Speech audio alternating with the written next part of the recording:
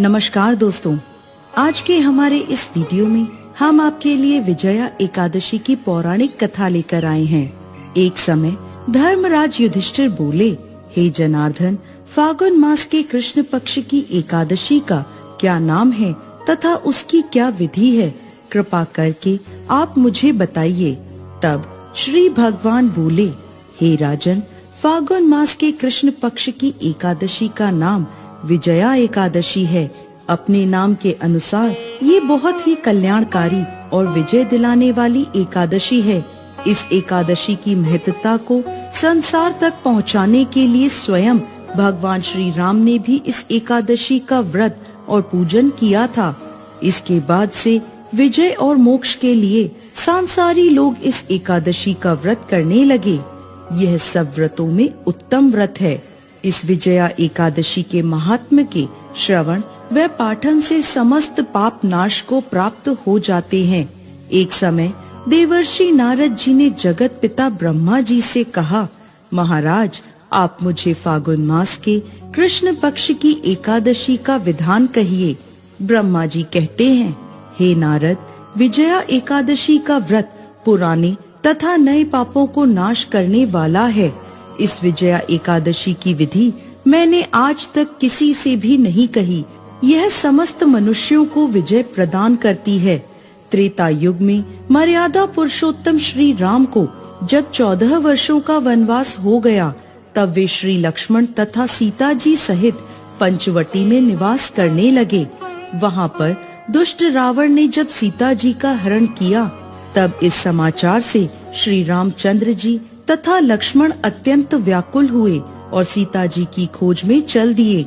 घूमते घूमते जब वो मरणासन जटायु के पास पहुँचे, तो जटायु उन्हें सीता जी का वृत्तांत सुनाकर स्वर्गलोक चला गया। कुछ आगे जाकर उनकी सुग्रीव से मित्रता हुई और बाली का वध किया। हनुमान जी ने लंका में जाकर सीता जी का पता लगाया और उनसे श्री रामचंद्र जी और सुग्रीव की मित्रता का वर्णन किया। वहाँ से लौटकर हनुमान जी ने भगवान राम के पास आकर सब समाचार कहे। तब श्री रामचंद्र जी ने वानर सेना सहित लंका की ओर प्रस्थान किया। जब वह समुद्र के किनारे पहुँचे, उस अगाध समुद्र को देखकर लक्ष्मण जी से कहा कि इस समुद्र को हम किस प्रकार से पार करेंगे। श्री लक्ष्मण जी ने कहा, हे पुरुषोत्तम, आप आदि पुरुष हैं, सब कुछ जानते हैं। यहाँ से आधा योजन दूरी पर कुमारी द्वीप में वक्लाद्भय नाम के मुनि रहते हैं। उन्होंने अनेक ब्रह्मा देखे हैं। आप उनके पास जाकर इसका उपाय पूछिए। लक्ष्मण जी के इस प्रकार के वचन सुनकर श्री रामचंद्र जी वक्लाभय ऋषि के पास गए और उनको प्रणाम करके बैठ गए। मुनि ने भी उनको मनुष्य रूप धारण किए हुए पूर्ण पुरुषोत्तम समझकर उनसे पूछा, हे राम, आपका आना कैसे हुआ?